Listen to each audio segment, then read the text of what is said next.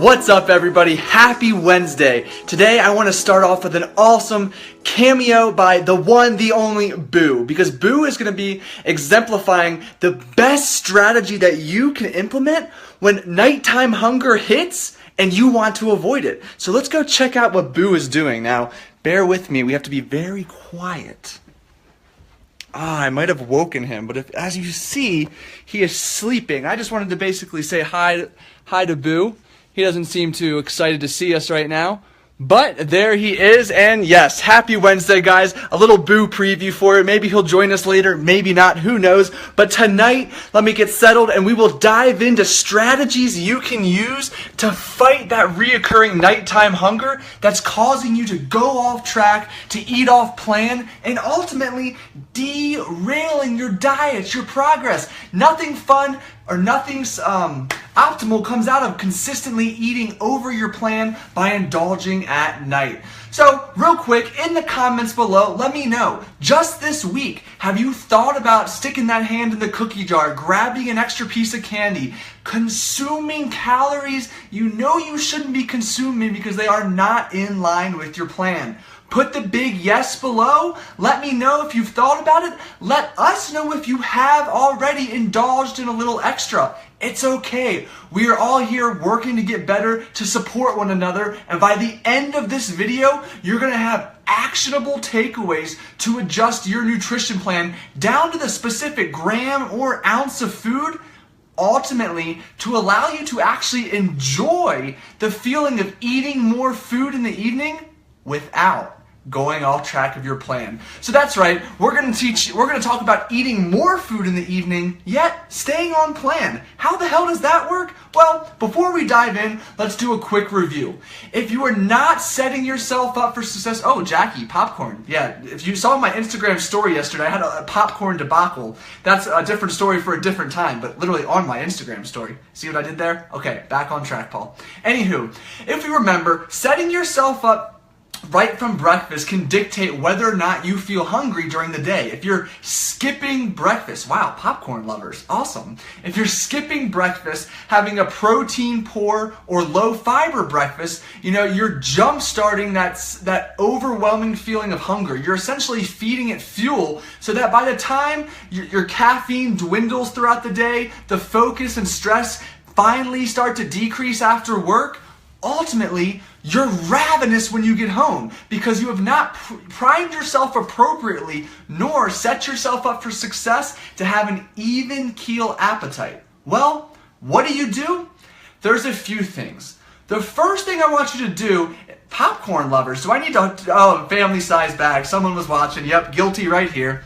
Anywho, what we need to do is look at our daily calories or our daily portions in a big picture. So something I encourage you to do is if you are tracking your nutrition at least somewhat diligently and you have an idea of the goal number of ounces of protein, grams of carbs, grams of fat, and servings of veggies you have per meal throughout the day, write that down on a sheet of paper real quick and see where the ebb and flow lies in terms of grams of carbohydrates, servings, or grams of fat and vegetables. And what we're going to do next is see where we can skew those calories in favor of the nighttime. Now, we are not adding or subtracting any number of calories from our day. Oh, Pop-Tarts and popcorn. Now we're cracking. Now, we're not going to change the number of calories, but what we're going to do is skew the distribution so that ultimately we're eating fewer calories from the morning, mid-morning, and early afternoon, and saving more calories for the remainder of the late afternoon, evening, when hunger is most likely to hit. By doing that, we not only set ourselves up to become physically full, because now we're literally eating probably hundreds of more calories in a shorter time frame, but also, and maybe even most importantly, psychologically full.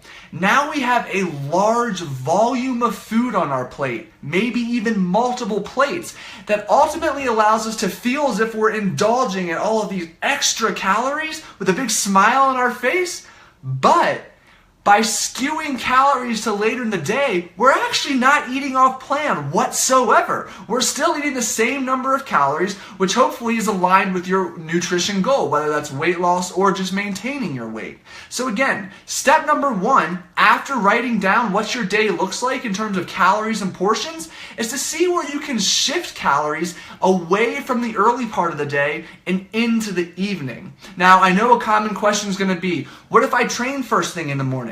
Guess what? I'll come back to it. Don't worry. I will get there. Secondly, after we see how we can skew those calories, where are we going to take those calories from? Well, I recommend you try to move carbohydrates and fats away from the morning and into the evening. Carbohydrates are what many people crave the most. They are the most psychologically rewarding because of the interaction and the impact they have on chemicals in your brain that actually stimulate the feeling of reward and pleasure. Hello, carb lovers. Come on. You know what I'm talking about. So we're going to move carbohydrates to the evening. We're going to try to move a couple servings or 10 or 20 grams of fat from our morning meals to our evening meals. Now all of a sudden, we have more calories in the evening. We have more carbs, more fat, but our total servings during the day haven't changed. Additionally, what you're going to do is, this is where you may tweak your plan a little bit, is you are going to add either an ounce or 5 to 10 grams of protein to your last 2 meals of the day. So for instance, if you're usually eating 4 ounces of protein per meal, your last 2 meals of the day, you're going to bump that up to 5 ounces of protein per meal. Why? Well, protein has a plethora of positive I can't even speak right now, has numerous benefits to suppressing your appetite. It's slow to digest. It actually slows the food going into your stomach and then triggers the release of several appetite suppressing hormones. So by eating a large amount of protein, you not only feel full because digestion is slowed, but there's signals being sent to your brain saying, hey, put the fork down. Come on now. It's not time to eat. So by having more protein in the evening, we've got this natural appetite suppressing effect going on that's working to curb our appetite and preventing us from actually pushing further beyond the increased amount of calories we now have and still indulging by putting our hand in the cookie jar. Additionally, now we've skewed our calories, we've moved some carbohydrates and fat, and we've upped our protein a bit. We are going to up our vegetables as well. We're going to throw an extra serving of vegetables at our last 2 meals too. Why? Well, not only do vegetables contain very few calories, but they are high in fiber and very high in water. This combination helps to slow digestion, to take up more space in your stomach, which sends signals to the brain saying, hey, I'm full. Stop releasing those hunger signals. So now we've just got a trifecta of awesome strategies working in full effect for us to suppress our appetite. Yet, we're eating more calories. So you see this winning combination slowly coming together. To kind of recap, we're eating more calories in the evening by moving carbs and fat from earlier in the day to later in the day. We're eating more protein at our last 2 meals. Why? Protein slows digestion and also sends appetite suppressing signals to your brain. Lastly, we're eating more vegetables, another serving at each of our last 2 meals to again suppress our appetite and help us to not actually continue indulging way past that large number of calories we're already happily consuming.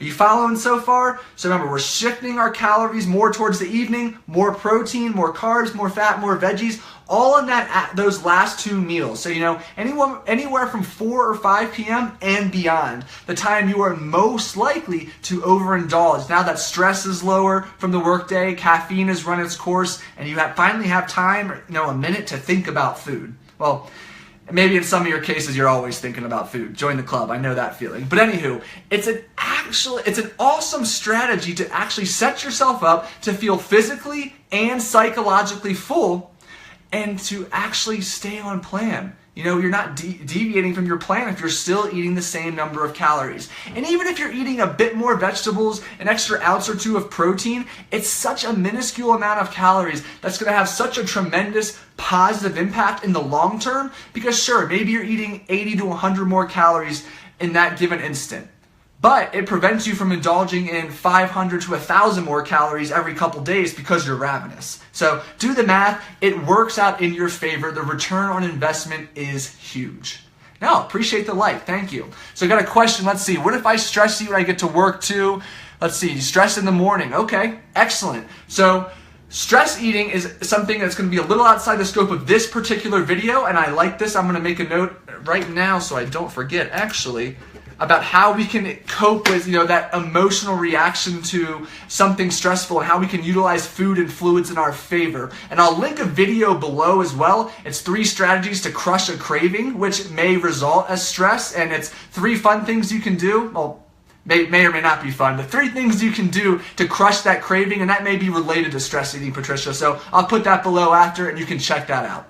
Now, for my AM training people out there, those who are getting your workouts done 5, 6, 7 a.m., maybe after one meal, how are you going to work out if I just told you to move all your calories into the evening? Great question. Well, priority number 1, you're still going to fuel yourself appropriately for that workout. And what I mean is, protein is going to be on point before, during, and after. And you're also going to set yourself up to have ample carbohydrates to fuel yourself for the workout. However, you're still going to put carbohydrates before, during, and after, but you're not going to put as many as you usually would because you want to save some of these carbohydrates for later in the day when you have a history of feeling ravenous. So let's say, for example, you put, let's call it 7, make math easy on Paul. 80% of your carbohydrates fall at the pre-workout, during workout, and post-workout meal. Well, instead of using 80% at those 3 time points, maybe you reduce it down to 60%. So maybe you go from, 160 carbohydrates between the pre, during, and post-workout meal. Paul, do some quick math, down to 120 carbohydrates instead. So this leaves you with 40 more grams or 20 more % of your daily total carbohydrate intake to essentially move to later in the day. You can enjoy that bag of popcorn, that extra cup of brown rice, sweet potato, whatever it is you have in stock later in the evening when you're more likely to feel ravenous and veer off plan. Yet, by doing this, you still have ample fuel to support a hard workout and to support optimal recovery too. It's a win-win situation because it keeps you on track, which, as we've talked about at great length before, consistency is key, not perfection. So instead of striving for that extra 1 to 2% by having, a precise amount of carbohydrates post-workout, we're going to forgo that 1 to 2%, seeking the return on investment in the long term, knowing we are far more likely to stay on plan for the days, weeks, and months ahead, which means we are more likely to achieve our goals and feel confident, rocking that little black dress, that bikini, taking our shirt off at the workouts or at the beach for the guys. We feel more confident because we are more successful in the long run just by making this one small tweak to our day, and that's shifting calories to later in the day. Now, another option or another strategy I want you to keep in mind during the day, some of you may feel as if, oh shit, he just moved all my calories to later in the evening. I'm going to be starving during the day. Well, focus on fluids. Focus each meal on protein and vegetables because, as I just talked about, those 2 in tandem are going to slow digestion and promote satiety. Remember, they send the appetite-suppressing hormone signals to your brain. And also, consider paying attention to the speed at which you eat. And what I mean by that is, the slower that you eat, the more satiated, both physically and mentally, you are to feel after finishing that meal, which means you're not going to feel ravenous during the day. You're going to be able to focus on the task at hand, and then it's like a freaking party when you get home. You got tons of food to eat. You may not even feel as if you can finish it all because you are so physically and psychologically full, which again, as I said, allows you to stay consistent day after day, week after week, month after month, and ultimately, you've got a recipe for success to achieve your goals in a sustainable way. And that's the best part. It's sustainable. It's a tiny tweak you can take, apply it to your day, maybe not even every day, but on those longer days, and it doesn't alter your plan of attack. You're still in your calorie or portion goals for the day, and you're less likely to veer off plan. I hope you guys enjoyed this one. This was, fun for me because I put it into practice very often. I love to have those larger meals in the evening, especially when I'm dieting. I like to have these big 3 or 4 course meals. I've got a big salad. I've got all my carbs up here. I've got my protein, probably more vegetables on the plate with protein. And I go to bed with a big smile because I'm physically, psychologically full, and I enjoyed the meal. And I stayed on track, and waking up every morning, seeing a good number on the scale, looking leaner over time, it's hard to beat that. It's fantastic. So thank you so much for watching, guys. If you like this video, please give it the thumbs up. Tag someone who will benefit this. Come on, we all have a friend, ladies, gentlemen, who is sticking their hand in the cookie jar a little later than they should be and is not staying consistent to their plan to lose weight or maintain weight because they're consistently eating off plan in the evening. So let's help them out. Come on, send them here. Let them spend 15 minutes when they're bored at work and not working anyway, learning what they can do, what tiny tweaks they can make to their day to actually stay on plan. So everyone, have a wonderful rest of the evening. And oh, by the way, tomorrow we're talking about, am I going to get fat if I eat carbs or calories after 6 or after 8? Is there a magical cutoff? Stay tuned. Tune in tomorrow, and I'll talk to you guys then. Take care.